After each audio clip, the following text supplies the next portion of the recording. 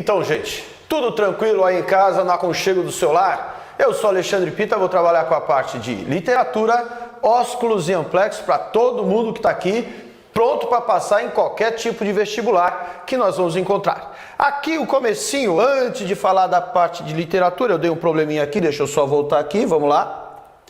Vamos lá, antes de falar da parte de literatura, vamos lembrar aquela brincadeira das funções de linguagem. Tá dando barulhinho aqui, mas não esquenta não, é que o pessoal tá fazendo uma rave aqui do lado, mas isso daí é o de menos. Galera, o lance é o seguinte, lembra que os vestibulares hoje, depois do Enem, todo mundo acabou copiando o Enem, fazendo uma ou outra pergunta de função de linguagem, principalmente aquela matéria que a gente vê no primeiro ano. Nós temos essas 6 funções de linguagem, então aqui eu vou colocar a teoria para a gente já aproveitar e revisar. Vamos ler a número 1. ênfase do emissor, primeira pessoa, e na expressão direta de suas emoções e atitudes. Número 2, evidencia o assunto, o objeto, os fatos, os juízos. É a linguagem da comunicação. Número 3, busca mobilizar a atenção do receptor, produzindo um apelo de uma ordem. Outra, número 4, ênfase no canal para checar sua recepção ou para manter a conexão entre os falantes. Penúltima, número 5, visa a tradução do código ou a elaboração do discurso, seja ele linguístico ou extralinguístico. E a última, uma das teorias que estão aqui embaixo, voltada para o processo de estruturação da mensagem e seus próprios constituintes, tendo em vista produzir um efeito estético. Bom, e o que eu vou querer aqui? Em vez de eu achar onde é que está o número 1, eu vou pegar essa ordem aqui, perfeito? Então eu queria saber, dessas teorias, qual é a função metalinguística? Beleza, vamos clicar aqui para você ver a resposta. A número 5, visa a tradução do código, a elaboração do discurso, seja ele linguístico ou extralinguístico. Vamos dar uma lembrada. Meta, você vai ver muito essa expressão meta na parte português, quando ele fala metaliteratura, metapoema. O que é meta alguma coisa? Quando você está falando da próprio assunto. Por exemplo, metalinguagem é quando a própria linguagem fala dela. Quando você tem metapoema ou metapoesia, é quando a poesia vai falar sobre ela. Galera, a gente só vai dar uma pausazinha, parece que tem um probleminha aqui de comunicação. Já já eu volto, aproveita.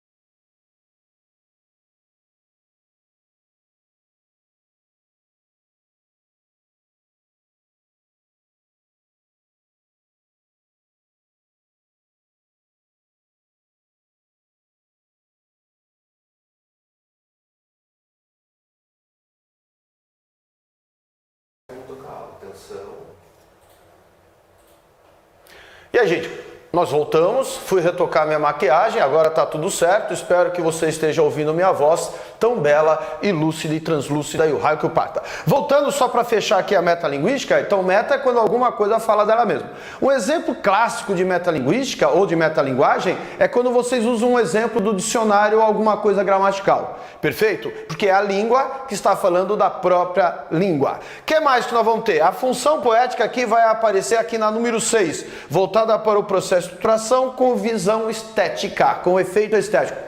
A linguagem, a função poética é meramente visual, você está mais preocupado com formatação, perfeito? Então quando você consegue distribuir em formato de versos, independente se tem rima ou não, porque a gente também vai trabalhar muito com o modernismo, né? Você pega, toda vez que tiver uma apresentação de poesia, você fala que é poética. Nunca esqueça que os vestibulares, eles gostam às vezes de colocar assim, qual a função que predomina? E às vezes você tem uma poesia e você verifica qual é a que predomina. Por exemplo, quando tem uma formatação de versos, fica tranquilo.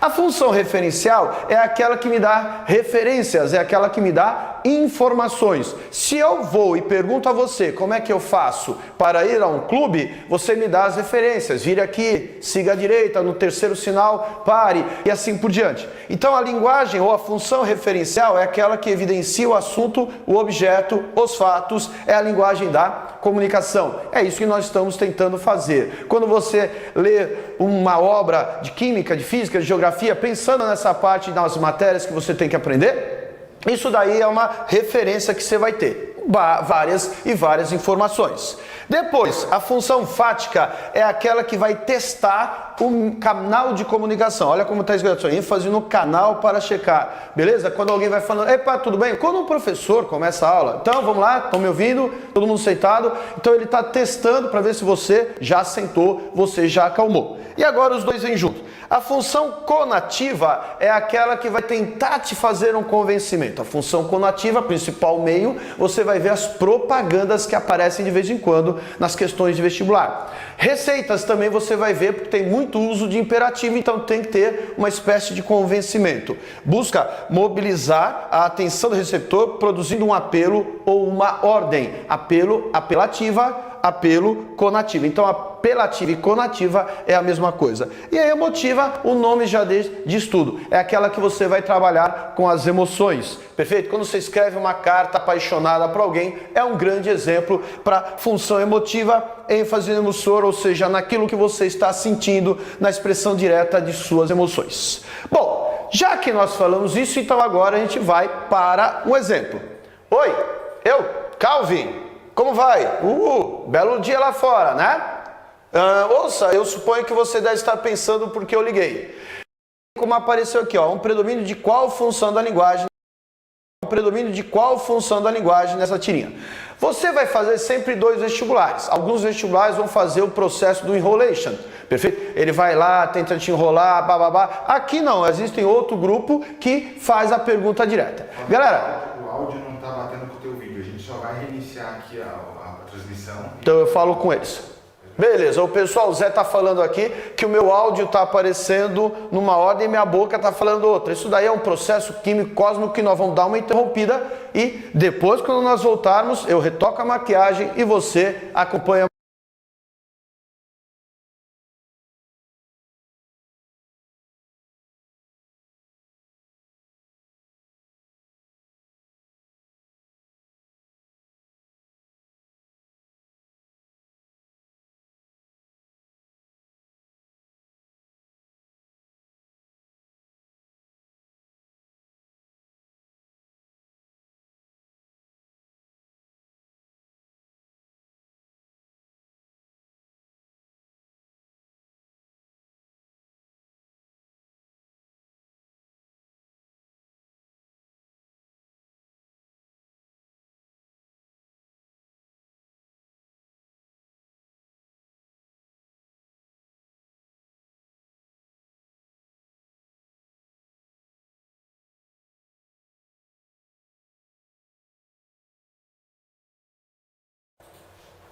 Oi, gente, eu voltei agora. Bom, espero que agora esteja tudo casadinho. O que eu tô falando com o sonzinho da minha vozinha. O pessoal da técnica tá avisando que tá perfeito. Esse pessoal aí é competente, consegue arrumar qualquer coisa, só não consegue fazer uma edição mais bonita do meu rostinho. Mas eles vão conseguir um dia. Galera, eu estava falando de funções da linguagem. Qualquer coisa a gente pega aí um pouquinho depois. Aqui, ó. O Calvin está conversando, a gente já deu uma lida, ele está ao telefone e ele pergunta qual é o predomínio da função da linguagem. Beleza? Aí nós vamos ver aqui que a linguagem enfática. Por quê? Na hora que ele pega o telefone, ele está justamente fazendo um teste. E aí, tá tudo bem? Olha, você deve estar achando estranho. Então ele está fazendo um teste do canal da comunicação. Continuando ainda com funções, desabafo. Desculpe-me, mas não dá para fazer uma crônicazinha divertida hoje. Simplesmente não dá. Não tem como disfarçar. Essa é uma típica manhã de segunda-feira. A começar pela luz acesa da sala que esqueci ontem à noite. Seus recados para sempre respondidos na secretária eletrônica. 6 recados. Recados chatos. Contas para pagar que venceram ontem. Estou nervoso. Estou zangado. Quem falou isso foi o Carneiro, fragmento de Veja. Olha aqui, ó. Nos textos em geral, é comum a manifestação simultânea de várias funções da linguagem, com um predomínio, entretanto, de uma sobre as outras. No fragmento da crônica Desabafo, a função da linguagem predominante é emotiva ou expressiva. Bom, aqui no enunciado ele já fez um favorzinho para nós. Ele já avisou que há um predomínio de uma função, que seria a emotiva, que tem um outro nome, que é expressiva. E ele pergunta, por que isso está acontecendo? Vamos ler com calma. Letra A, o discurso do enunciador tem como foco o próprio código. Letra B, a atitude do enunciador se sobrepõe àquilo que está sendo dito. Letra C, o interlocutor é o foco do enunciador na construção da mensagem. Letra D, o referente ao elemento que se sobressai em detrimento aos demais. E a última, o enunciador tem como objetivo principal a manutenção da comunicação. Veja bem, quando o camarada fala que é predominante, quer dizer, ele pode ter mais, você pode até pegar a crônica inteira, mas esse pedacinho aqui ele está se desculpando e o título já é desabafo. Então fica fácil falar que a predominante é emotiva, aquela expressiva. E por causa que isso acontece? Quando eu vou soltar a minha emoção, a minha vontade vai muito mais forte em relação àquilo que está dito. Por isso que a atitude do enunciador se sobrepõe àquilo que está sendo dito. Ele já vai se desculpando, ele já vai falando que é uma segunda-feira chata. Beleza? Para continuar, mais uma perguntinha de funções da linguagem para a gente tocar a bola. Olha lá, Calvin de novo. Não que ele caia muito, mas você sabe que Mafalda, Calvin, esse pessoal aparece bastante, assim como algumas coisas de literatura a gente sabe que o Enem gosta de, às vezes, perguntar de um ou outro autor. Olha lá, Calvin conversando com o pai. Lembra de quando eu nasci? Não conseguia nem me virar na cama, sozinho. Meus olhos não sabiam focalizar. Eu não conseguia fazer nada. Imagina o trabalho de desenvolver todas as habilidades motoras para segurar um giz de cera, colocar a ponta sobre o papel e imprimir-lhe movimentos conscientes e coordenados. Este desenho é o resultado de 6 anos de obstinada labuta. Uma vida inteira de esforços para chegar a tal resultado. Ainda assim, não vou te dar $500 por ele. Não vou te pagar $500 por ele. Ele vai valorizar, é um investimento. Beleza? Calvin sempre debochado, Calvin sempre brincalhão, Calvin sempre tentando levar a melhor. Para tentar convencer o pai a comprar o seu desenho, Calvin empregou uma função da linguagem específica. Assinale a alternativa que indica a resposta correta. Letra A, metalinguística. Letra B, fática. Letra C, poética. Letra D, função emotiva. E a última, conativa. Você lembra que você olhando para cá, você já vai tirando a poética, porque não está em formatação de poesia, então você já tira. Outra coisa, a fática. A fática é aquela que a gente viu em próprio Calvin testando a comunicação. A metalinguística é quando a linguagem fala dela. Então tá por aqui a resposta, na letra D ou na letra E. Em casa, deu para pensar? Por que o gabarito tem que ser a conativa? Porque ele está tentando convencer o pai sobre alguma coisa. Mas, Pita, será que ele não está emocionado? Não, ele está tentando convencer. A emoção é quando você solta mesmo todos os seus bichos para tentar convencer alguém de alguma coisa. Beleza? Agora vamos para a literatura propriamente dita. Primeiro, eu gosto sempre de lembrar qual é a ordem das escolas literárias e lembrar que há uma alternância entre essas escolas literárias até o século XX. Beleza? Lembra que o Barroco é a primeira escola literária oficialmente aqui no Brasil. E aí o Barroco é muito religioso, é muito subjetivo, é muito emotivo, a igreja manda mesmo. Então a gente vai lembrar isso. Se o Barroco é a primeira e trabalha com emoção, A segunda, que é o arcadismo, tem que negar. Então ela vai trabalhar mais com o lado racional, vai trabalhar em vez de igreja, vai trabalhar com mitologia. Aí quando nós retomamos ao romantismo, você volta para o lado emocional, você volta para a subjetividade, você volta para aquele apelo da linguagem conotativa mais forte que a denotativa. Lembra? Denotação, sentido real, sentido de dicionário, de denotação, conotativa da criatividade, linguagem figurada. Pois bem, então se a gente for pensar nessa alternância, pensa aqui no romantismo, que é a escola que está aqui no meio. O romantismo, ele tem aquela ideia de você se apaixonar, de repente você ouviu alguma música que te emocionou, que te lembrou alguma pessoa, ou mesmo que você ainda nunca se apaixonou por alguém, você fica vendo um filme, as pessoas se amando. Se você lembra que o romantismo, muitas vezes você vê um filme que é extremamente subjetivo, você não vê que aquela pessoa está enganando, você não vê que aquilo não tem nada, que é fofoca, mas mesmo assim você continua vendo. Então se eu lembrar que aqui tem uma emoção, então eu vou lá, a de trás é racional, a da frente é racional, então eu lembro que barroco, romantismo e simbolismo são mais emocionais. Quando a gente chega ao século XX, para com esse negócio, o mesmo autor pode fazer textos subjetivos e objetivos, e aqui no meio, entre o final do século XIX e o século XX, nós temos um período de transição. Nunca esqueça, Augusto dos Anjos, que é dessa época, até cai bastante em vestibular. Ele é uma mistura do estruturalismo, do parnasianismo, né? As coisas, os efeitos simbólicos do simbolismo e alguma visão mais modernista. Ele é bem um exemplo de transição mesmo. Perfeito? Então o pré-modernismo, só não esqueça que não é uma escola literária. Posso falar que é um período literário, é um período de transição, é um período sincrético em que as coisas vão se juntando. Do realismo e naturalismo na prosa para o modernismo e na poesia a junção de parnasianismo e simbolismo também para com o modernismo. Tá certo? Dentro das escolas literárias, rapidinho, barroco, principal característica antítese, palavras ou ideias opostas para mostrar a angústia em que o homem vive, tá certo? E o maior escritor é o Gregório de Matos Guerra. Não esqueça, o apelido dele era Boca do Inferno e normalmente cai na poesia dele, ou o vestibular vai voltar para esse negócio, justificar o apelido dele com aquela poesia satírica, ou vai fazer uma colocação lírica normalmente não emotiva. Hoje a gente vai trabalhar com o texto dele para o lado da emoção. A próxima escola então vai para o lado racional, é o arcadismo, né? Característica principal é o bucolismo. Lembra aqueles pastores, aquilo tudo que tiver voltado para a natureza como um cenário, a natureza como um pano de fundo. As mulheres são pastoras, eles usam nomes falsos, os pseudônimos. Maior autor, Tomás Antônio Gonzaga. A escola de todos os apaixonados é o romantismo. Lembra que o romantismo tem 3 gerações na parte de poesia, além do pessoal de prosa. A idealização é a principal característica. A gente idealiza a pátria, a gente idealiza o amor, a gente idealiza a mulher. Há muita idealização porque é um pano assim de fugir da realidade. Na primeira geração eu tenho Gonçalves Dias, na segunda geração Álvares de Azevedo e na terceira Castro Alves, além de na prosa nós temos o José de Alencar. Quem vai ser contra o romantismo, como principal característica que está já escrito é o antirromantismo, é o realismo. O realismo é diretamente contra essa subjetividade, essa emoção que tem dentro do romantismo. O maior escritor é o Machado de Assis. Ele tem as suas características como ironia, metalinguagem, nós temos também a análise psicológica das personagens, além de textos misturados que a gente chama de intertextualidade. Perfeito? Ele pega o texto de outra pessoa. O naturalismo vem junto com o realismo. Na Europa, primeiro veio o realismo que evoluiu para o naturalismo. Aqui no Brasil os dois vieram juntos e não se misturaram. Eles têm características próximas, obviamente, eles são contra o romantismo, eles são mais para o lado racional, mas o naturalismo ele já vai um pouquinho além, ele vai justificar algumas condutas das personagens pelo cientificismo, pela ciência que estava na moda naquela época, com Darwin, com Freud, e o determinismo, que é você moldado ao ambiente que você está inserido. Parnasianismo é arte pela arte, o tal do Olavo Bilac.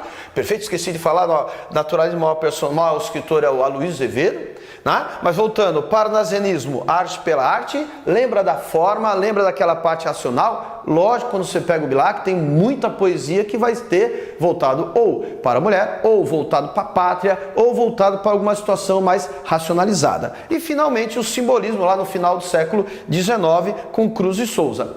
O verso tem que ser mais livre, o verso tem que ser mais solto, porém com aquela perfeição da forma. O que vai ser solto é a musicalidade, com aquelas repetições de letras, como o caso da aliteração.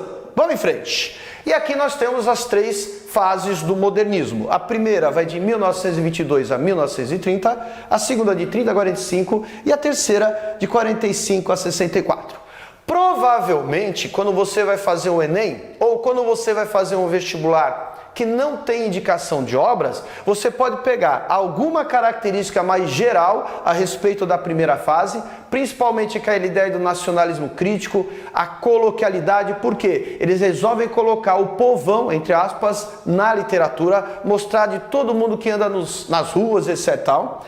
Né? Na poesia o verso é extremamente livre e eles vão ser muito coloquiais com erros gramaticais. Às vezes o vestibular pode usar isso, às vezes ele pode falar simplesmente que é uma variedade linguística que nós não devemos nunca criticar. Mário de Andrade, Oswaldo de Andrade e Bandeira, impressionante como ele aparece quando não há obra indicada. A segunda fase é uma evolução da primeira. Eles não vão ser tão radicais como a galera da primeira fase, eles vão ser mais politizados, principalmente quando você pega Graciliano Ramos, Jorge Amado, Raquel de Queiroz, etc. e tal. Perfeito? Aqui nós temos também na poesia o Drummond, a Cecília Meirelles, não é? Tá certo? E o Vinícius de Moraes, que vai cantar muito bem a mulher, mas eu não vou trabalhar com eles não.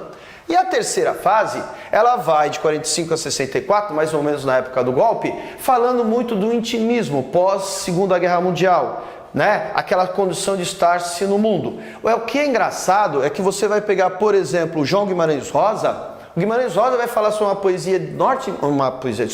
uma prosa do norte de Minas Gerais, mas é extremamente universal, porque ele vai mostrar as angústias que os jagunços, que as pessoas têm, mesmo no microcosmo que seria o norte de Minas Gerais. Beleza? Aqui nós vamos continuar aqui e mostrar a mulher, agora sim, que já falamos toda a parte, né? Não esqueça que nós temos na terceira fase do modernismo a Clarice Lispector, mas a Clarice Lispector, quando ela coloca a mulher, é multifacetada, né? Nunca esqueça isso, que eu vou evitar trabalhar com esses autores mais conhecidos. Primeiro eu vou falar o que os homens veem as mulheres, como que os homens enxergam essas mulheres. E depois nós vamos trabalhar com a poesia dessas mulheres.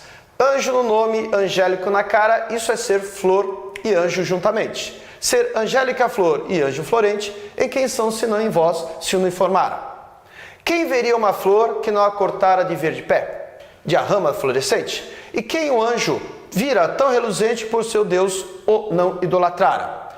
Se, como anjo sois meus altares, fores o meu custódio e minha guarda, livrara eu de diabólicos azares. Mas vejo que tão bela e tão galharda, posto que os anjos nunca dão pesares, sois anjos que me tenta e não me guarda. Famoso Gregório de Matos Guerra, no poema mesma Dona Ângela.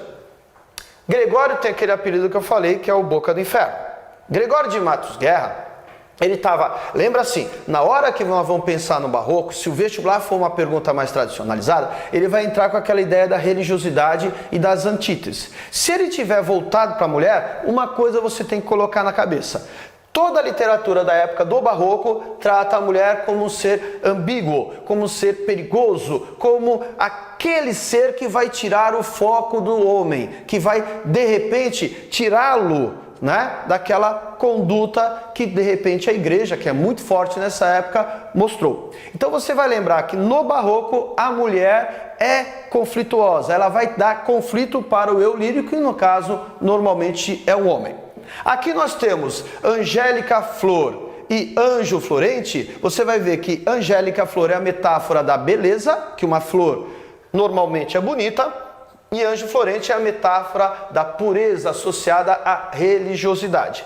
Essa junção está representada aqui no uniformara. Ele consegue, com esse uniformara, juntar no mesmo ser algo puro e algo belo, que seria a mulher, união do carnal com o espiritual. Lembra que antítese é uma figura recorrente, paradoxo, contradição, dualismo, oxímoro. É muito normal aparecer esse conflito. E tem um outro conflito que dá para ver aqui, entre a palavra, né, diabólicos e a palavra Deus, que vai aparecer. Não é a única antítese, mas nunca esqueça que quando Gregório de Matos não faz aquela poesia satírica, faz a poesia lírica, a lírica se divide em duas. Ou a lírica religiosa, a poesia sacra, ou a emotiva, a lírica, né, amorosa, que é essa daqui, perfeito? Mas você pode ver que ele também vai aproveitar o que vai aparecer naquela época. Quem que mais nós vamos ver aqui, ó? Ele fala que ela é anjo, tu, né? Vós sois anjo, você me tem, tá na vós me tem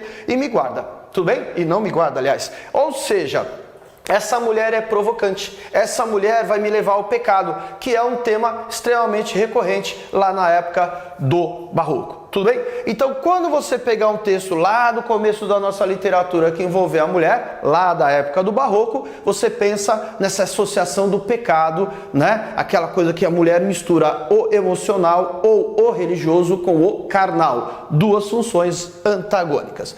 O arcadismo eu não vou falar nada, porque o arcadismo do Tomás Antônio Gonzaga, a mulher é mais vista como uma pastora, perfeito? Apesar de ser uma grande representação, a gente já vai para o romantismo. Olha lá.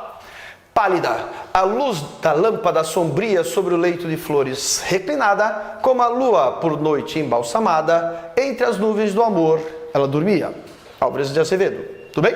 Outra, uma noite eu me lembro, ela dormia numa rede encostada malamente, quase aberto o roupão, solto o cabelo e o pé descalço no tapete rente. Esse é o Castro Alves. Então vamos dar uma lembrada em algumas coisas. Nós temos 3 fases da poesia do romantismo. Quando você pegar um texto do Gonçalves Dias que não estiver associado à pátria, lembra? Gonçalves Dias da primeira fase, da primeira geração do romantismo, falava muito do nacionalismo, falava do índio ou falava da mulher. Toda a época poética, romântica, vai falar da mulher. E a mulher no Gonçalves Dias, ela é vista mais ou menos como uma fumaça. Ela não tem um corpo definido. O Gonçalves Dias quer mais o sentimento, vale mais aquilo que ele está sentindo, aquilo que ele está emocionando. Então eu mais ou menos falo assim, eu sonho em me casar. Então a mulher é um desejo inatingível. A mulher seria o ser mais puro e mais sublime na primeira fase do romantismo. Aqui a gente está com Álvares de Azevedo, que era da segunda geração. A segunda geração continua tratando a mulher como ser inatingível, como ser de inspiração extremamente distante. Porém, agora ela já ganha em algumas poesias de Casimiro de Abreu, Fagundes Varela, Álvares de Azevedo, você já começa a ver um formato de rosto, uma citação dos olhos, uma citação da boca, apesar dessa mulher permanecer distante. Então a primeira fase com Gonçalves Dias é aquela coisa do sentimento puro.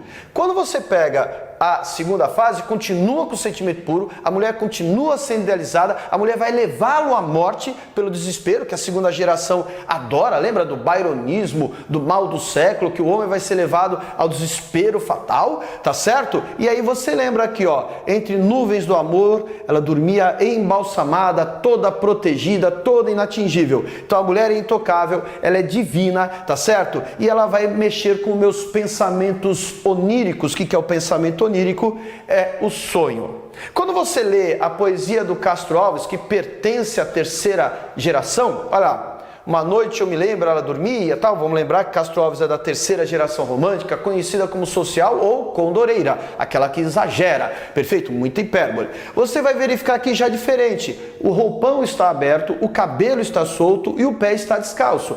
Então você começa a reparar que, se você tiver em mente a ordem das escolas literárias, qual é a escola que vem depois do romântico? É o realista. Perfeito? Esse meu realismo, o que vai acontecer? Vai ser uma crítica social. Perfeito. Agora, lembra, aqui na própria poesia da terceira fase, da terceira geração, com Castro Alves, a mulher já não é tão assim divina, ela não é assim tão inatingível. Ela já começa, principalmente com Castro Alves, ela já começa a ter toques, ele começa a ver o cabelo dela, já tá vendo que ela está descalça. Isso é um momento extremamente íntimo. Não esqueça, quando você assiste a um filme ou a uma novela que é de época, você verifica que as moças são extremamente vestidas e ver uma parte do corpo que não seja o braço acaba dando uma emoção muito grande, bem diferente, óbvio, dos dias de hoje, que você praticamente vê tudo, né, nego? Agora, o que vai acontecer? A mulher já não é mais vista sob o plano dos sonhos, porque ela está carnalizada, ela já está tendo um certo erotismo. Então, o que é interessante a gente reparar? Na evolução da literatura do arcadismo, que é extremamente distante, pastora, aí a primeira fase do romantismo, primeira geração com Gonçalves Dias, bem espiritualizada, bem inatingível, só o sentimento. A segunda fase ela já começa a ganhar um corpinho, ela já começa a ganhar detalhes, E, ao mesmo tempo, nós vamos verificar que tem ainda essa coisa de inatingível. E aqui no terceira geração evoluímos, tá, para o toque. Perfeito? Vamos continuar a brincadeira com um exercício que eu preparei para vocês. Olha lá. Mina do Condomínio Seu Jorge, eu posso pedir para cantar, você pode colocar a música, de repente o Zé já falou que ele canta o Seu Jorge, só falta ele vir aqui na frente, eu não sei se ele vai topar. Eu só não tenho um tom de voz muito bom, acho que se você apertar, vira a cadeira aí, eu vou começar a cantar, você vê se aperta o botão para me chamar, para me escolher, beleza? Não vou cantar não. Mina do Condomínio, tô namorando aquela mina, mas não sei se ela me namora. Mina maneira do condomínio lá do bairro onde eu moro. Seu cabelo me alucina, sua boca me devora, sua voz me ilumina e seu olhar me apavora. Me perdi no seu sorriso, nem preciso me encontrar. Não me mostre o paraíso, porque se eu for, eu não vou voltar. Bom, esse daqui é só um pedaço, são 2 estrofes. Se você quiser batucar aí, eu vou parar com essa aula, eu vou ficar ouvindo o Seu Jorge, fica à vontade. Não, mas o Zé já está aqui já pegando o microfone, só falta pegar o violão. Vamos lá. A respeito dessa música do Seu Jorge, verifica-se uma aproximação. Você verifica como é que está a questão montada. Verifica-se uma aproximação com a poesia de meados, né, produzida em meados do século XIX. Quando o vestibular coloca desse jeito, uma poesia produzida no século XIX, uma poesia em meados, metade do século XIX, aqui no Brasil era o romantismo. Perfeito? Olha você, a referência a essa época que se dá. Então ele vai me dar 5 opções e eu quero ver. Vamos lá. Letra A. Por uma visão dualista que envolve atração e medo, desejo e culpa, temendo sobretudo a realização amorosa presente na poesia de José de Alencar. Essa é a letra A. A letra B. Articula um projeto literário baseado na contradição, utilizando ideias metafóricas, como na poesia de Castro Alves. Letra C. Por um grande engajamento social, conciliando ideias da reforma social com procedimentos específicos da poesia, como em Gonçalves Dias. Letra D. Pelos traços do pessimismo e melancolia na obra de Alves Azevedo, elementos característicos também nas obras de outros autores da segunda geração romântica. E a última, para a gente bater o martelo, pela linguagem grandiosa, com gosto acentuado por hipérboles e espaços amplos, como na poesia de Sousa Andrade. Tudo bem? Então aqui tem um texto, você fala assim, o que esse texto está dizendo? Que ele está namorando a menina no condomínio, mas também não sabe se ela namora. Está vendo aqui todo o fascínio. Você verifica que isso daqui está mais com traço da segunda fase do romantismo, na segunda geração poética, aquela que eu vejo já a pessoa, eu idealizo um sentimento, mas eu tô com medo de chegar. Uma curiosidade, é uma visão dualista que envolve atração e medo, mas o José de Alencar não é poeta, ele é prosador. A articulação de um projeto literário baseado na contradição, até tem contradição, ela me namora, mas eu namoro, mas eu não sei se ela me namora, tá certo? Ideias metafóricas, toda poesia subjetiva tem. Mas não é o Castro Alves. O Castro Alves já vai mais, no caso do contato com a mulher, ele vai muito idealizar a condição do negro, né? Aquela escravidão. Mas quando é com a mulher, ele já vai mais pro lado da sensualidade, etc. Beleza? Aqui, ó, a Natália Lima está perguntando aqui, como o contexto do modernismo poderia se aplicar na sociedade atual? Daqui a pouco eu vou chegar no modernismo, aí eu posso responder, Natália, só dá um tempinho. Aí eu fecho aqui a parte antes do século XX e já te dou essa resposta com tranquilidade. Beleza? A linguagem grandiosa, você pode esquecer, com hipérbole, é da terceira geração. Sousa Andrade é um outro escritor da terceira geração. Beleza? Natália, já te respondo. O naturalismo, você vê, eu pulei o realismo. Por quê? Provavelmente em casa, vocês sabem que o Machado de Assis, quando vai tratar a mulher, ele trata com certa ambiguidade, com aquela parte, principalmente, que a gente conhece do Dom Casmurro, envolvendo Capitu, né? Aquela olhos de cigano oblíqua e dissimulada. A mulher nunca é direta para o Machado de Assis, para tentar representar uma crítica social. Mas o naturalismo tem um pouquinho diferente, principalmente com esse cidadão Aloísio Azevedo. Vamos lá! Naquela mulata estava o grande mistério, a síntese de todas as impressões que ele recebeu chegando aqui. Ela era a luz ardente do meio-dia, ela era o calor vermelho das cestas da fazenda, ela era o aroma quente dos trevos e das baunilhas que o atordoara nas matas brasileiras. Era a palmeira virginal e esquiva que se não torce a nenhuma outra planta.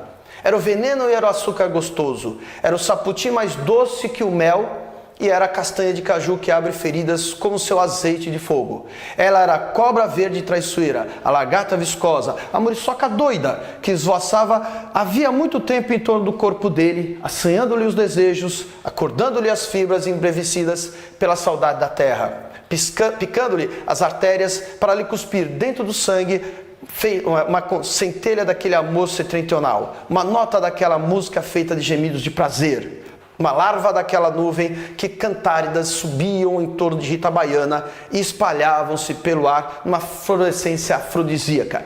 Qual é a visão que a gente tem de uma mulher na época do naturalismo? Principalmente na obra O Cortiço, você vai verificar que nesse trecho aparece a expressão afrodisíaca, você vai ver que tem a palavra desejos, você vai ver que lá em cima aparece luz ardente, você vai ver que em outro lugar vai aparecer gemidos de prazer. Ou seja, a mulher é extremamente carnalizada, sensualizada, é objeto de prazer e agora de fato vai acontecer o ato sexual. Enquanto que há muita traição na época do realismo, que vai ser um fato a ser criticado ou denunciado pelo Machado de Assis, o Aloysio Azevedo ele já vai direto ao assunto mostrando todo aquele desejo, aquele naturalismo, bem a ideia do corpo natural, perfeito? Além do que também aqui nesse trecho aparece cobra verde, lagarta, muriçoca, porque não esqueça que na época do determinismo, na época do cientificismo, eles gostam de comparar, principalmente na literatura aqui no Brasil, mulher ou sentimento sexual ao de um animal, ao de um bicho, uma animalização interessante. Então você verifica, a gente tem uma mulher contraditória no barroco, uma pastora na época do arcadismo, uma mulher extremamente inatingível, cheia de prazer, cheia de alegria, que também me dá medo na época do romantismo, para depois chegar ao realismo e falar que ou ela é adúltera, ou falar que ela merece ser olhada com certo cuidado, porque afinal de contas ela é muito mais esperta que o homem, e aí chega no naturalismo e o sexo, de fato, determinismo vai aparecer. Beleza? E aqui, para a gente fechar, antes de chegar à resposta da Natália, eu vou pegar um texto do parnasianismo, que tem muito pouco da época da mulher, e o simbolismo do Cruz de Souza. Foram-se os deuses, foram-se em verdade, mas das deusas alguma existe, alguma que tem teu ar. Tua majestade, o teu porte e aspecto, que és tu mesma em suma. Ao ver-te com esse andar de divindade, como cercada de invisível bruma, a gente, a crença antiga se acostuma e do Olimpo se lembra com saudade. De lá trouxeste o olhar sereno e garço, o alvo colo onde em quedas de ouro tinto, rútilo rola o teu cabelo esparso. Pisas ali a terra, essa tristeza que possuis é de estátua que ora extinto, sente o culto da forma e da beleza. Apesar do Olavo Bilac ser o mais conhecido, resolvi colocar a última deusa do Alberto de Oliveira. Você lembra aqui que o parnasismo é? Uma poesia descritiva, é uma poesia que vai ser mais racionalizada, que pode falar da pátria de vez em quando com Bilac, que pode falar do amor, como por exemplo aqui. Aí você vai verificar alguma coisa. Veio deusas, deuses de Olimpo, a gente faz alusão à mitologia, tá certo? Lembra que as escolas subjetivas não fazem uso da mitologia. Quem faz mitologia aqui no Brasil é o arcadismo, lá a partir de 1700, no século XVIII, e aqui o parnasianismo no finalzinho do século XIX. Tudo bem? O que mais que nós vamos encontrar aqui? Ó? Nós vamos ver o culto da forma e da beleza, uma característica muito reconhecida da arte pela arte. A arte produzindo arte. Então, só pelo simples fato de ser uma poesia ou ser uma escultura, já é uma forma de arte, que é uma estátua. E você verifica que é bem aquela coisa impassível que a mulher vai ter. Embora idealizada, a mulher é estática. Bem ao gosto parnasiano. Algo para você descrever, algo para você só ficar dando uma olhadinha. Bom, o que nós vamos ver do simbolismo? Lembra que o simbolismo já trabalha com aqueles nefilibatas, aqueles sonhadores, aquela pessoa que viaja mesmo, de vez em quando dá uma espanada, sai dessa realidade, acredita na morte, né, da vida após a morte, tá certo? Cruz de Souza é o maior representante. O Cruz de Souza, quando ele vê uma mulher, normalmente ele vai ver desse jeito aqui, ó. Espiritualizante forma gerada das estrelas impassíveis, deusa de formas bíblicas, flexíveis, dos eflúvios da graça e da ternura. Açucena dos vales da escritura, da alvura das magnólias marcessíveis, branca via láctea das indefiníveis brancuras, fonte da imortal brancura. Não veio, é certo, os pauís da terra, tanta beleza o teu corpo encerra, tanta luz e paz saudosa. Vem das constelações do azul do oriente para triunfar, maravilhosamente da beleza mortal e dolorosa. Aqui, para ir rápido, a gente vai lembrar que ele trata a mulher como a própria divindade, que ele vai falar de formas bíblicas. Você verifica que o parnasianismo e o simbolismo estão muito perto. Lá na Europa, o simbolismo fez um sucesso absurdo. Aqui no Brasil foi ofuscado pelo parnasianismo, principalmente por causa da figura de Olavo Bilac. Mas o Cruz de Souza, ele tenta colocar essa mesma ideologia da mulher, da bíblica, ou seja, da mulher divinizada, perfeito? Essa mulher é extremamente formosa. Uma outra curiosidade que a gente sempre vê na poesia do Cruz e Souza é o excesso de cor ou de alusão ao branco, as palavras que lembram brancura, que seria aquela ideia da pureza que vai representar. Então, um ser muito superior à simples estética corporal. Você verifica que o simbolismo e o parnasianismo não são iguais, eles não vão para o mesmo lugar. Perfeito? Tudo bem, tudo bem, tudo bem? Bom, agora a gente vai começar o modernismo? Isso, agora a gente vai começar o modernismo, vai aparecer aqui um texto, vamos só esperar um pouquinho aqui. Beleza? Para eu falar, a Natália perguntou assim, como o contexto do modernismo poderia se aplicar na sociedade atual? Pelo que eu falei lá no comecinho da aula, modernismo, a modernidade, a própria palavra já diz, é algo que vai ser o quê? Um contraponto àquilo que aparecia anteriormente. Na poesia, o pessoal do modernismo vai combater o parnasianismo, ele não gosta, os modernos acreditam que a gente não pode ser só descrição, só lado racional, tudo perfeito na forma. Aí vem a primeira, a segunda e a terceira fase da época do modernismo. Isso apresentando a poesia, tá certo? O que você vai ver de modernidade hoje? Muita coisa de contemporâneo, porque você não esqueça que o modernismo está sempre se renovando. Hoje nós não usamos mais a palavra modernismo, a gente usa, tanto você vai ver daqui a pouco, o termo contemporâneo, perfeito? Na literatura contemporânea você vai ver marcas ainda de várias coisas, por exemplo, tem alguns poetas que vão lá resgatar o barroco, tem outros poetas que vão resgatar o simbolismo, como a Cecília Meirelles, por exemplo, e um pedaço do Vinícius de Moraes. Mas no contemporâneo, você vai encontrar uma visão assim, da mulher entrando na sociedade. Por isso que o tema da aula hoje é a mulher. Então, quando você faz essa pergunta, né, como é que a gente poderia jogar o modernismo, como é que o contexto do modernismo hoje... Veja bem, quando o século XX começou, lá em 1922, não foi só em 22, não foi a partir de 22. 22 é sacramentado com a Semana de Arte Moderna. Mas quando eles começaram, eles queriam mostrar uma nova voz, uma nova forma de arte. Hoje, se você pegar, os homossexuais estão querendo colocar a sua voz, as mulheres estão querendo colocar a sua voz. Então, se você fizer um contraponto, a literatura contemporânea vai justamente dar voz àquelas pessoas que não têm voz. Perfeito? O modernismo, você pode falar hoje, Bandeira, Mário de Andrade, Oswald de Andrade, são extremamente conhecidos hoje, mas na época eles foram um pouquinho combatidos. Perfeito? A sociedade estava acostumada com Olavo Bilac, estava acostumado com Alberto de Oliveira, não vai entender essa coisa maluca, dessa ironia, dessa provocação que os modernistas têm.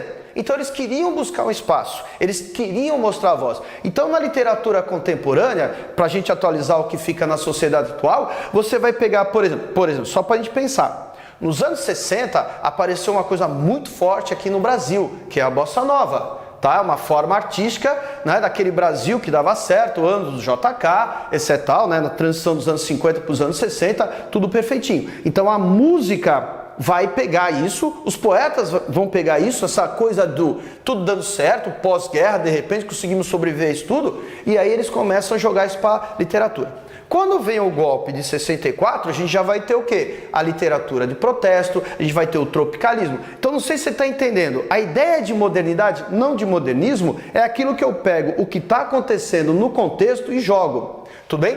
Quando acabou aquela geração da poesia de protesto, a música de protesto, com a geração mimeógrafo, que daqui a pouco eu estou citando, você vai lembrar uma outra coisa. Nos anos 80, a gente viu que os anos 80 não deu muito certo, aí vem aquela turma do rock, né, como Legião Urbana, talvez hoje, como a representante daquela ideologia, como Barão Vermelho, com uma parte das músicas, como o Titãs, com uma outra parte, o Traje a Rigor, perfeito? Então o que acontece? A literatura hoje Pensando em literatura, você pode pegar o quê? O que está na moda. Hoje já seria um rap.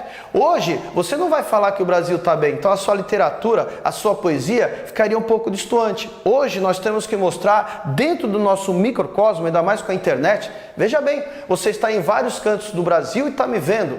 Perfeito? Então hoje com essa mobilidade, você vai ver muito texto contemporâneo, falando de modernidade e não mais de modernismo, falando de modernidade em vários tons, em várias cores. Então, de repente, você, moça, é uma poeta, você vai mostrar o seu sentimento igual o pessoal vai mostrar, né? Naquela época do romantismo, do simbolismo, mas só que hoje você está antenada, você está com todo mundo contaminando a sua ideologia. Então, para te responder, Natália, o contexto do modernismo se aplica hoje, principalmente com internet, com causas sociais, com redes sociais, a gente está vendo muita produção artística. Eu falo muito da música, porque a música é muito fácil da gente consumir, perfeito? Você vê o resgate do romantismo com o pessoal do pagode e com o pessoal do sertanejo. Você gostando ou não, isso não interessa, é um fato, eles conseguem atualizar aquela época. Você pega as telenovelas, principalmente depois de um certo horário, fazendo críticas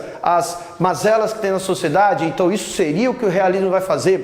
Se a novela é um pouquinho mais tarde, você vai ver alguma cena de sexo, que é o naturalismo, tá certo? Você verifica algumas mulheres nessas telenovelas, nesses filmes brasileiros ou internacionais, mostrando a sua força, dizendo ao que veio ao mundo. Quantos filmes hoje envolvem a parte dos homossexuais, alguns ganhando Oscar principalmente, sendo extremamente sublimes no trato, porque hoje o sentimento é extremamente universal. Então o que a gente pode pegar de modernidade seria isso. Vamos em frente. Aqui eu vou te colocar um poema de um cidadão que cai toda hora em vestibular. Teu corpo claro e perfeito, teu corpo de maravilha, quero possuí-lo no leito estreito da redondilha. Teu corpo é tudo que cheira rosa, flor de laranjeira. Teu corpo branco e macio é como um véu de noivado. Teu corpo é pomo doirado, rosal queimado, do estilo desfalecido em perfume. Teu corpo é a brasa do lume. Teu corpo é a chama e flameja como a tarde, né? Os horizontes. É puro como nas fontes a água clara que serpeja, que em cantiga se derrama, volúpia da água e da chama. A todo momento eu vejo teu corpo, a única ilha de oceano do meu desejo. Teu corpo é tudo que brilha, teu corpo é tudo que cheira, rosa, flor de laranjeira. Poemeto erótico de Manuel Bandeira. Manuel Bandeira cai pra caramba, velho. Esse camarada é bom de vestibular, principalmente quando não tem obra dele indicada nessa listagem que você vai fazer. Galera, aqui do modernismo, você lembra que assim, o modernismo é multifacetado. O modernismo, ele principalmente com Bandeira, quando a gente fala da mulher, tem várias acepções, tem várias pregações, tem várias ideologias. Você pode ver aqui, por exemplo, que ele vai falar assim, primeiro, uma coisinha engraçada, né? A metapoesia, né? Poemeto erótico, cantiga, ele fala que quer o corpo dela na redondilha. Lembra, com aqueles problemas todos respiratórios que o Bandeira teve, acabou a mulher sendo um ser mais inatingível. Você pode falar que o Manuel Bandeira é dos modernistas da primeira fase o mais romântico. Lógico, depende do texto que você vai encontrar. Tem texto que você vai encontrar do Bandeira que é extremamente irônico. Tem texto que é extremamente social. O Manuel Bandeira é um baita poeta brasileiro, tudo bem? Então aqui ele vai falar rosa, ele vai sentir o cheiro da mulher, ele vai sentir, tem muita sinestesia aqui, lembra? Os sentidos se misturando, perfeito? Aqui a gente vai ver de novo o cantigo, você vai ver que essa mulher dá prazer. Pode ver aqui pelo texto que essa mulher está sendo idealizada, mas quando você pega um exercício ou outro, olha o que vai acontecer. Dois textos, um do Castro Alves e outro do Manuel Bandeira. Primeiro, Teresa, se algum sujeito bancar o sentimental pra cima de você e te jurar a paixão do tamanho de um bonde, se ele chorar, se ajoelhar, se rasgar todo, não acredite não, Teresa. É lágrima de cinema, é tapeação, mentira. Cai fora. Aí, ó, Manuel Bandeira falando da mulher. Você verifica que ele também tem um tom meio paternalista, quando primeiro ele fala bem da mulher e aqui ele tá falando, ó, Maria, eu gosto de você. Não pisa na bola, não vai pegando qualquer cantada, não vai achando que qualquer homem só que chorou vale a pena. Do lado de cá, um cara da época do romantismo. Numa noite, eu me lembro, ela dormia numa rede encostada a uma alimente, quase aberto o roupão, solto o cabelo e o pé descalço no tapete rede. Tudo bem? A gente já leu essa parte. Agora, olha lá. Estava aberta a janela. Um cheiro agreste exalava as silvas da campina. E ao longe, um pedaço de horizonte, via-se a plácida divina. Tudo bem? Via-se a noite plácida divina. Aí você verifica que são duas posturas para uma mulher. Quais são as perguntas? Ele quer saber a respeito dos poemas. Olha lá. Letra A. Do lirismo contraditório de Manuel Bandeira faz parte a sexualização da natureza, com a infiltração do erótico, enquanto que Castro Alves busca equilíbrio entre a melancolia e o sentimento com desencanto e a amargura de visão do mundo. Se quiser, daqui a pouco nós voltaremos, tá certo? Letra B. Há na lírica de Bandeira um tom coloquial e um senso de humor na abordagem dos sentimentos. Em Castro Alves contrasta-se certo erotismo pairando no ar. Outra. Poeta pré-modernista, Bandeira revive pela lírica um peculiar estado de espírito próprio da poesia romântica brasileira, cantando a mulher como musa distante e inacessível. Letra D. Com linguagens idênticas, os dois poetas têm em comum, nos poemas lidos, a abordagem do tema, a mulher na vivência do cotidiano como figura real. E a última. A poesia lírica de Castro Alves é essencialmente amorosa, quebrando a idealização e o platonismo, né? Herança clássica que o precedeu. É uma lírica sensual. Você está olhando para a tela, eu saio aqui da frente para ver se você consegue responder. Tudo bem? Agora, o que eu queria lembrar para você é que tem dois textos, um que a Teresa, para ela não se envolver com nenhum cara que só porque chorou, ficou de joelho, prometeu, e outro daquela mulher sensualizada. Então, você vai verificar que o gabarito seria a letra B. Ele vai coloquialismo, que é próprio do modernismo, perfeito? E senso de humor, que ele está dando uma brincadeira, você acha até graça desse medo que ele vai ter, né? Agora, Castro Alves constata-se o certo erotismo, com a mulher no pé, lembra que eu falei, o cabelo solto, isso daí é muita sensualidade. Numa boa, quando você pega de repente algum filme e você vê algum país árabe, por exemplo, com linhagem muçulmana do islamismo, você vê que as mulheres protegem, elas, quando são casadas, elas cobrem, se não cobre o rosto todo com a burca, se não cobre aqui o olhar, elas cobrem o cabelo é extremamente sensualizado, por isso que a mulher só fica com o cabelo solto quando ela é casada em casa, quando ela vai para a rua, por respeito ao marido. Isso é uma questão de cultura da época dos países árabes. Beleza? Dá uma olhada, ó. Essa letra A é interessante que está invertido, né? O cara que fez a questão, ele inverteu. O Manuel Bandeira vai falar um pouquinho de amargura de visão do mundo, porque tem homem que é traíra, tem homem que apronta para a relação da mulher. E o erótico seria do Castro Alves, que está invertido. Lembrando, sempre é bom a gente dar uma lembrada que em vestibular, de vez em quando eles colocam uma outra escola literária. Ele não é pré-modernista. Ele até começou a escrever antes da Semana de Arte Moderna, mas ele não é pré-modernista, beleza? E a linguagem da letra D não é idêntica. Agora sim, vamos para Gilca Machado na literatura mais contemporânea. A Gilca tem uma coisa interessante, ela é da época, ela é classificada muito pelos autores como da época do simbolismo, tá certo? Mas como ela ficou até produzindo muito tempo, principalmente lá pelos anos 40, né, 30, os anos 30 ela foi considerada a maior poeta do Brasil, tá certo? Então você verifica que ela já vai pegar alguma coisa. E ela vai ser mais contemporânea, porque nos anos 80 ela veio a falecer e tal. Então ela tem uma gama um pouquinho de contemporaneidade. Dá uma olhada aqui dela. Ser mulher é o texto. A Gilca já caiu no Enem, inclusive, tá? Se você quiser dar uma xeretada, você vai ver qual é o perfil da pergunta que envolve a Gilca. Oh, que intimidade, né? Gilca Machado. Ser mulher, vir à luz trazendo a alma talhada para os gozos da vida, a liberdade e o amor. Tentar da glória, a etérea e altívola escalada, na eterna aspiração de um sonho superior. Uma coisa também que às vezes você sente, quando você pega um texto do século XIX, uma pessoa que tinha essa influência, como o caso da Gilca Machado, você vê que o vocabulário é diferente do vocabulário da época do modernismo. Ser mulher, desejar outra alma pura e alada para poder, com ela, o infinito transpor. Sentir a vida triste, insípida e isolada, buscar um companheiro e encontrar um senhor.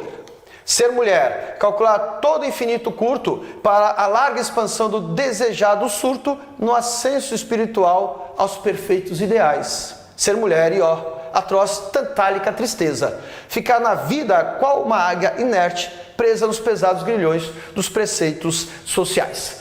O que é interessante nesse poema é que a gente vai analisar um monte de coisa, não vou fazer uma questão sobre ele, mas vou mostrar uma ideia. A Gilca Machado, às vezes ela não faz o sucesso esperado pela qualidade da poesia dela por causa de algumas coisas como aquele gozo da vida. Entre aspas, ela acaba sendo muito moderninha para a época dela, com todo respeito a essa ideia de moderninha, né? Mas intimidade sensível, sensações, emoções, desejos eróticos aparecerão sim em alguns textos dessa escritora. O que mais nós vamos ter aqui, ó?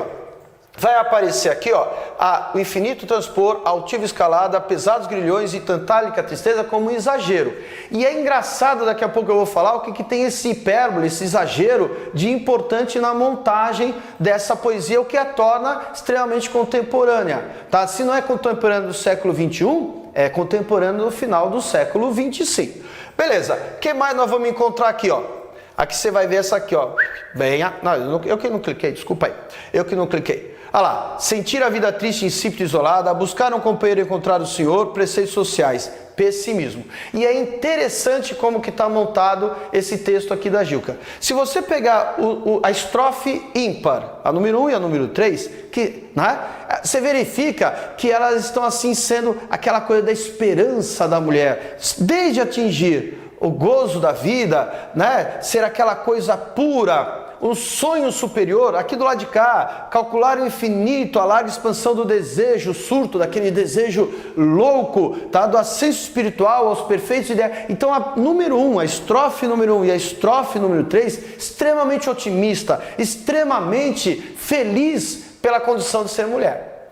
Quando você pega e vê as duas pares, a número 2 e a número 4, você já verifica que há uma outra ideia. Qual é essa ideia? De pessimismo, de tristeza. Porque ela quer um companheiro, ó, desejar outra alma pura e alada para poder, com ela, o infinito transpor. Mas no final das contas a gente acaba tendo uma vida triste, sem sal, sem gosto, sem sabor, e buscar um companheiro e acabar encontrando o Senhor. Aquela velha história do homem que manda, aquela velha história do patriarcalismo, aquela velha história de uma mulher que não pode, de repente, sempre vai ficar se afogando em relação ao sentimento que o homem não deixa que ela tenha. Aí só, ó, atroz, tantálica, enorme tristeza, ficar na vida qual uma águia inerte. Pô, a águia foi feita para voar, mulher foi feita para voar, e essa águia aqui está paradinha, presa, porque a sociedade não deixa essa mulher ser feliz. Hoje, essa mulher consegue ser feliz. Hoje, muito mais que a Simone de Beauvoir, né, aquela coisa toda que veio uma polêmica, né, muito interessante, essa mulher aqui, ela vai mostrar justamente esse texto antagônico, de uma hora a mulher querer florescer, querer voar, querer, né, ascender no ascenso, né, e o homem, esse relacionamento triste, acaba empurrando essa mulher para baixo. Beleza? O que mais nós vamos ter aqui? Próximo texto. Essa pessoa, Ana Cristina César, ela foi homenageada esse ano na Flip, né? Em 2016 ela estava lá na Flip. Algumas pessoas gostaram, outras pessoas não gostaram. Direito de opinar todo mundo tem. Vamos lembrar que a Ana Cristina César, ela faz parte daquela geração mimeógrafa. Lembra a geração mimeógrafo nos anos 70, que também era conhecida como poesia marginal? Eu concordo que ela nem tanto vai ter aquela linhagem do Cacaso, né, do Leminski, perfeito? Qualquer coisa, você que está aí na plataforma, não esqueça que tem uma aula disso daí, né? Tanto da poesia marginal como da poesia contemporânea brasileira, com outros autores. O Cacaso, por exemplo, já caiu no vestibular do Enem. O Paulo Leminski, toda hora que a gente quer alguma coisa mais pungente, mais forte, a gente vai lá dar uma xeretada no paranaense Paulo Leminski. E aí a gente pega a Ana Cristina César como sendo musa, grande coisa, é uma baita escritora, uma baita poeta. Olha o texto dela. E aqui, às vezes, o vestibular pode usar para, desde fazer aquelas perguntas de funções de linguagem, como perguntar como que é a poesia, como é que é a mulher nessa poesia. Vamos lá. Tantos poemas que perdi, tantos que eu vi de graça, pelo telefone. Tá aí, eu fiz tudo para você gostar. Fui mulher vulgar, meia bruxa, meia fera, risinho modernista, arranhada na garganta. Malandra, bicha, bem viada, vândala, talvez maquiavélica. E um dia emurrei-me. Vali-me das messuras, era uma estratégia. Fiz comércio, avara, embora um pouco burra. Por quê? Inteligente me punha logo rubra. Ou ao contrário, cara pálida que desconhece o próprio cor-de-rosa. E tantas fiz talvez querendo a glória. A outra cena, a luz dos spots. Talvez apenas teu carinho. Mas tantas fiz. Aqui você verifica um poema, samba-canção, até tem uma intertextualidade, não sei se você conhece um samba-canção, acho que é samba-canção, mas um sambinha, né, da Carmen Miranda, que a Carmen Miranda cantou, tá aí, eu fiz tudo pra você gostar de mim, ó meu bem, não faz assim comigo não, você tem que me dar seu coração. Então aqui o vestibular pode colocar o texto e falar que há uma intertextualidade. Pita, mas é um verso só, mas é isso que caracteriza, você não precisa copiar o texto todo, senão seria outra característica. Você verifica que contemporâneo, ela nos anos 70, nos anos 80, né, ela viveu muito pouco, ela se matou, aquela coisa toda, você vê que ela fala que ela tem esse risinho modernista arranhado na garganta para dar uma impressão de modernidade. Tudo bem? Aí você vê que ela é malandra, bicha, bem viada, vândala. Aí você verifica que já tem uma certa agressão à sociedade, uma coisa assim de se colocar. Estou aqui, eu sou o que você quiser. Mas de repente ela acabou emburrecendo, ela queria apenas o carinho dele. E aí a gente verifica uma coisa muito presente na poesia das mulheres. Também você vai ver na Elisa Lucinda. Você vai ver que também a mulher acaba esperando um pouco, não é esperando demais do homem, ela só quer uma troca e acaba não tendo. Vamos lá, a Ana, eu coloquei Ana aqui com muita intimidade, né? Ana trata justamente de desconstruir a perspectiva da mulher bem comportada, elevada e perfeita. A mulher aqui, para Ana Cristina César, assim como a gente vai ver também a Adélia Prado, é uma mulher com defeitos. É uma mulher que não precisa provar que tem que ser perfeitinha. Ela tem que ser mulher, ela tem que ser dona do seu nariz e andar pra frente. E aí é por isso que eu coloco isso aqui, né? Sai do papel a mulher delicada e coloco o gênero feminino em outro patamar. Tá certo? A Ana Cristina, dependendo da poesia que o vestibular escolher para você, vai mostrar essa condição de uma mulher que é dona do nariz, que pode ser extremamente subjetiva, emocional e dependente de um homem, mas ao mesmo tempo pode ser extremamente forte, extremamente capaz de encarar qualquer homem, né? Outra coisinha que a gente vai ver aqui, literatura confessional, em vários e vários poemas ela vai confessando aquilo que ela quer mostrar, numa certa marginalidade. E aqui marginalidade tem duas formas. Ela está à margem daquela literatura dos anos 70, que publicava, que era mais barato, né? Publicava em livrinhos simples, e marginal também, no sentido de não ter a mesma visão que uma mulher porventura possa ter. Intimista, porque é confessional, e ela mostra em alguns poemas dela uma certa sensualidade, até pegando dessa sexualidade. E nessa sexualidade e nessa sensualidade, parece que ela sente um pouquinho assim meio de culpa, né? De estar ou tendo prazer, ou de proporcionar prazer, ou de querer esse prazer. É aquela coisa que vem depois de 1968. A poesia dela, já falei, é multifacetada, porque ela vai atacar em várias coisas, mas quando a gente está pensando hoje em falar da mulher, a mulher, no caso da Ana Cristina César, tem essa liberdade de criação. Ela vai falar de tudo o que ela bem entender. Para finalizar aqui, Dona Doida, da Adélia Prado. A Adélia Prado já caiu no vestibular, principalmente, né, com aquela alusão que ela faz algumas comparações com o Carlos Drummond de Andrade. Ela é mineira, ela tem alguma inspiração no Drummond, sim, não fica estranho não. Uma vez, quando eu era menina, choveu grosso com trovoadas e clarões, exatamente como chove agora. Quando se pôde abrir as janelas, as poças tremiam nos últimos pingos. Minha mãe, como quem sabe que vai escrever um poema, decidiu inspirada. Chuchu novinho, angu, molho de ovos. Fui buscar os chuchus e estou voltando agora, 30 anos depois. Não encontrei minha mãe. A mulher que me abriu a porta riu de dona tão velha, com sombrinha infantil e coxas à mostra. Meus filhos me repudiaram envergonhados. Meu marido ficou triste até a morte. Eu fiquei doida no encaixo. Só melhoro quando chove.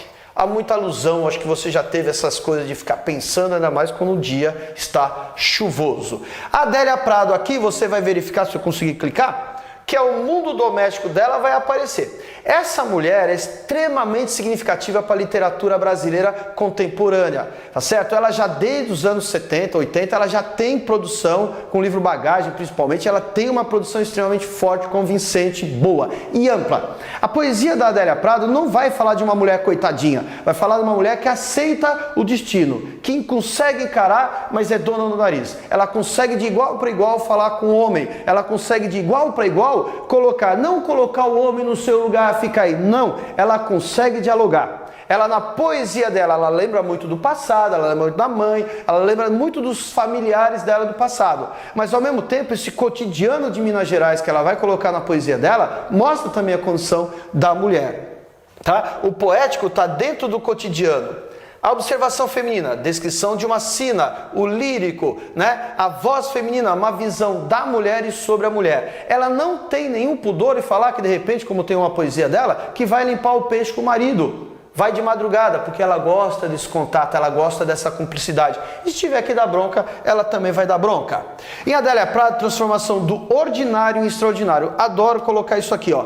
Não é soberba, mas ao mesmo tempo é, tá certo? Ordinário, aquela vidinha que nós temos vira extraordinário, tá certo? A gente já tem o Manuel de Barros que fez isso, a gente tem Mário Quintana que fez isso e a gente tem a Adélia Prado que faz isso, grande escritora. De vez em quando vai ter sensualidade sim na poesia dela e, como todo bom mineiro, muita religiosidade. Aqui uma questão, duas questões na verdade, envolvendo esse texto Dona Doida. Bom, na construção do poema, predomina o tipo, letra A, dissertativo sinalizado por pronomes possessivos como minhas e meu.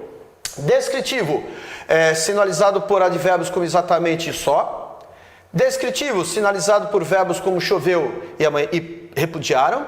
Dissertativo, sinalizado por advérbios como quando e depois. E, finalmente, narrativo, sinalizado por advérbios como agora e quando. Você verifica aí que há uma poesia. Então, se a gente voltasse lá para o começo da aula de hoje, qual é o predomínio, qual função de linguagem predomina? A poética. Você verifica que aqui tem metaliteratura, porque ele fala que a mãe dela viu que vai chover, que acabou a chuva, como quem vai fazer um poema pensa no chuchu, né?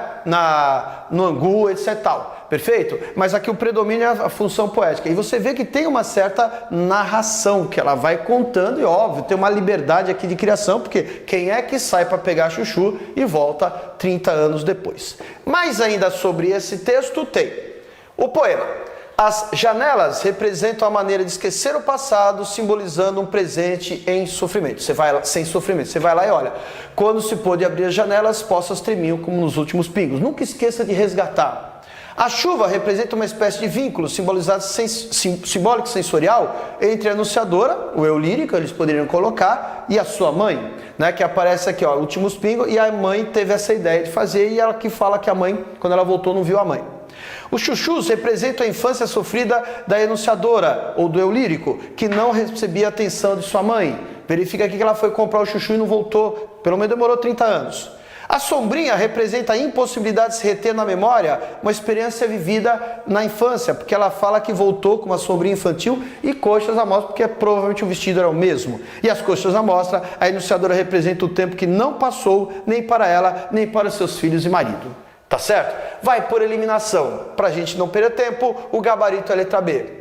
A chuva faz esse elo, tanto que ela fala lá, ó, só melhora quando chove. Porque, como eu falei para vocês, ela gosta muito de resgatar as partes passadas dela. Beleza? E aqui pra gente finalizar, pra acabar de vez com toda a brincadeira, tá certo? Aqui, ó, tem uma imagem, o Enem gosta muito disso, né? Colocar uma imagem e eles perguntar a qual coisa remete. Eles só vão enrolar um pouquinho você. Eu fui seco porque tá bem no finzinho da aula. A imagem ao lado aproxima-se mais de qual movimento literário? Você vê aqui a Mulher com Leque do Pablo Picasso. Isso tem a ver com romantismo, realismo, simbolismo, concretismo ou arcadismo. Pensou em casa? Olha para a imagem, pensa, concretismo tem aquela coisa a ver da imagem associada ao físico, ao geométrico, etc. Pode ser cubismo? Lógico que pode, mas a que mais se aproximaria seria aquela poesia concreta. Lembra? Com o espaço da folha, a palavra vai aparecer formando algo significativo.